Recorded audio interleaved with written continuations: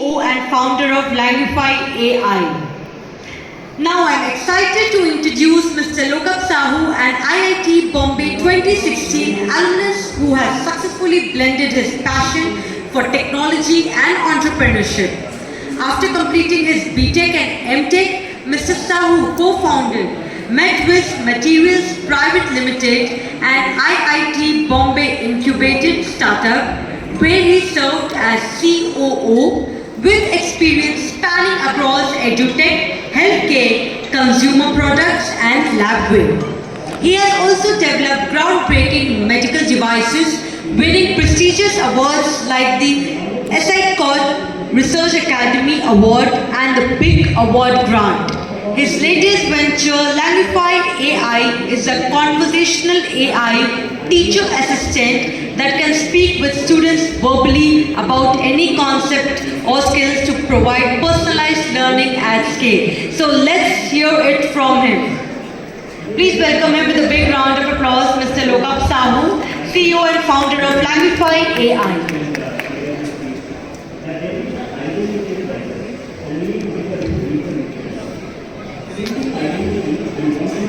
Hello. Hi everyone, I hope everyone had a great lunch, and if not, I have a lunch coupon for you if you can answer this question. Do you know how many years it took humans to go from hunter-gatherer to being a farmer? Any guesses, anyone? 30,000 years, 80,000 years? Yes sir, in the back. 50,000. Any guesses? How many years? 50,000 years.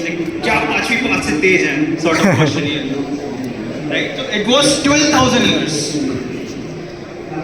How many years do you think it took us to go from farmers to industrialists? The second lunch coupon here for the winner.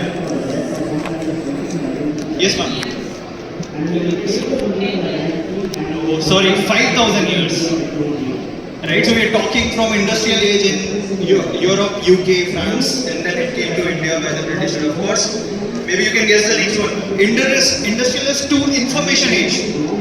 The mobile we use.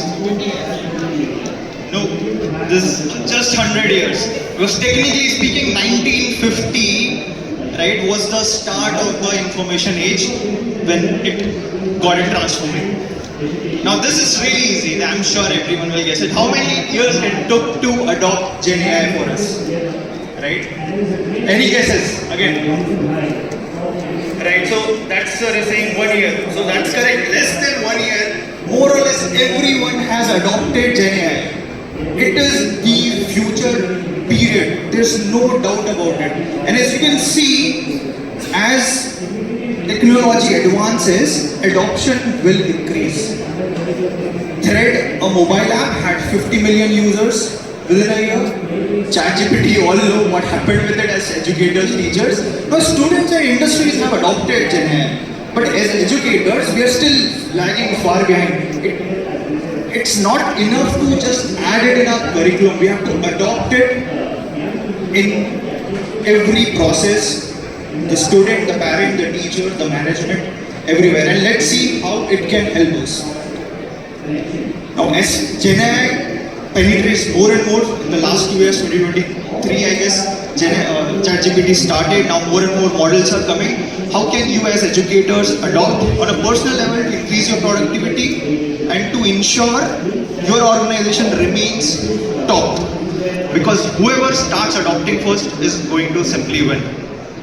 You can start with automating your repetitive, boring tasks, right? That is what you want robots to do. There was a robot here right now, so you want robot to sweep, to do the dishes, so that you can focus your time on more pertinent things in life. So similarly, why spend time on repetitive tasks? Of course, some ERP solutions have come there, some attendance tracking solutions have come there, but that's just the starting point. Second front where we are still far behind is personalized learning. So Sheetal ma'am talked about inclusion. We cannot have inclusion till every child is getting same learning resources, the care of a same teacher. So I grew up in a tribal district with MP mode.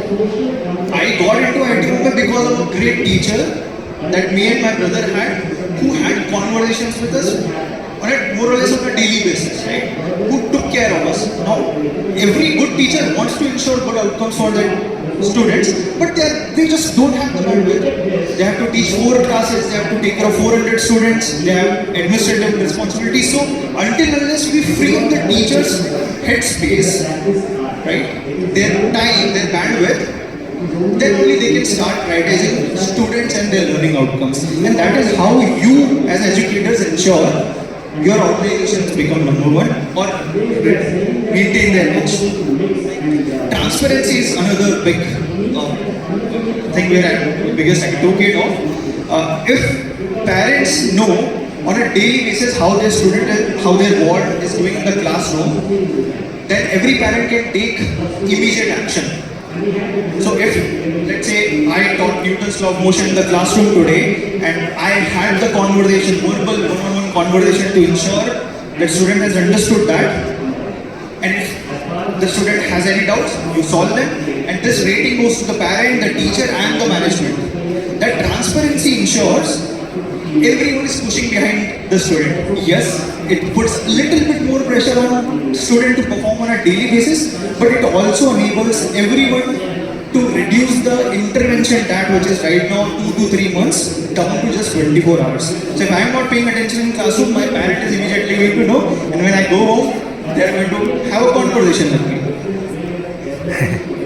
And if we increase transparency and edtech, definitely things are going to be much better.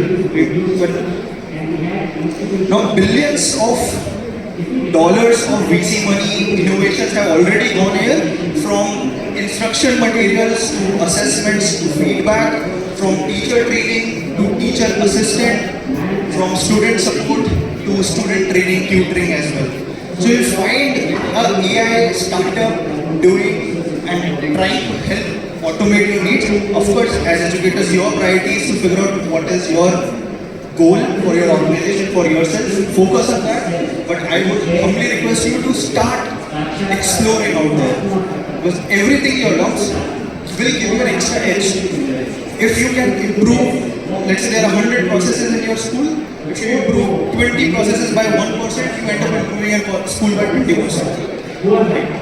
And again, that is what will give you an edge, because 99% of the schools are not going to adopt anything for the next 5 years. If you are the first school to adopt, you are going to reap all the benefits. So what are the benefits?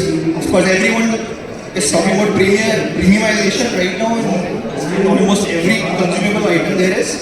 So if you catch that niche of AI, which is just not limited to adding curriculum, but also adopting AI practices which increases transparency, because Gen Z and millennial parents like me, I want to know what my child is studying.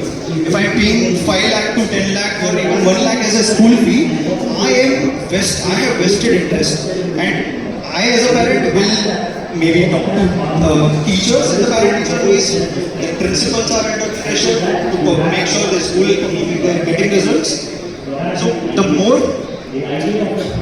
more you adopt AI, that frees up your teacher's bandwidth to focus on learning outcomes and ensures good outcomes for the student. You get more admissions, because as I said, 90% of the teaching schools are going to be risk averse. They are not going to do anything about AI. So you get ahead, you make your school more premium. And I'm focusing on revenue because everything starts from a business, right? Ratan Tata is a great philanthropist, but he became a good businessman, then he started doing philanthropy. So we have to make sure the revenue, and of course, we are cutting down cost as well by automating repetitive tasks. We are cutting down on administrative chores. Of course, data-driven insights will ensure you to cut down cost on attendance tracking, learning outcome predictions. Some challenges are, of course, as Indians, why we are really risk averse, so why should we adopt it first? IB schools have already started adopting it, Pearson's, Cambridge. If we do not adopt, we will end up taking the technology from US, because most of the startups I showed you earlier in the slide are US based and Europe based. India, there are really few truly Gen AI startups who are working on edtech problems. So again, we will just end up repeating the wheel by adopting a US implemented AI. So in future, let's say 20 years from now, a school will, just like you use Zoom right now to do a tutoring business, let's say, so a teacher needs Zoom, then you will need a teacher assistant AI as well, just like Jarvis out of Iron Man. You'll need some LMS platform, and that's it, you're good to go to launch your own school or tutoring business, right? So we do need to start taking a little bit of risk, adopting more AI solutions wherever you see fit, and that ensures, of course. So that's the future. My future is that since I come from that MP Ward tribal district tier 3 background, my vision is to see same level of resources for the kids of Ambani and a tier 3 student like me, right?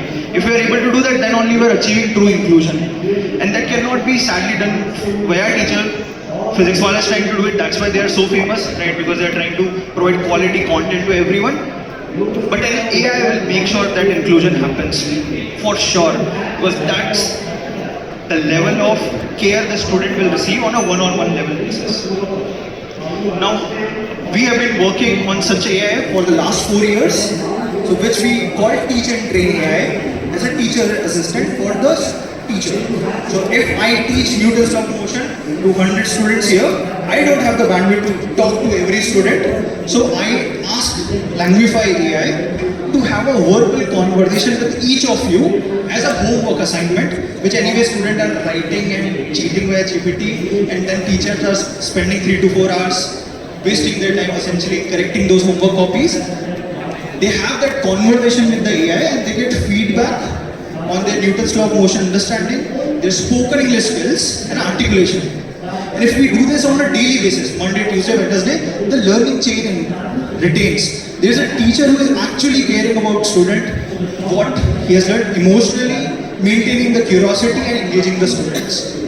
Now we have, for the last 4 years, we are live with more than 1 lakh students. So students love having conversations. It was something new as well. And I'm sure it will make you curious as well, कि यार क्या conversation करता है, right? So that is what happens with poor performing student. They practice, let's say they got 40 out of 100, poor score for Newton's law of motion. So have one more conversation, which increases their score. So in their mind, they're increasing their score, but they end up revising 2 to 3 times the same homework assignment on the same day, on Monday itself. So that ensures learning retention. So this is what we are trying to do, trying to ensure equitable society for a better future by Langify. Thank you so much for your time. I think the gentleman who said 1 year is on. So I'll give it to you.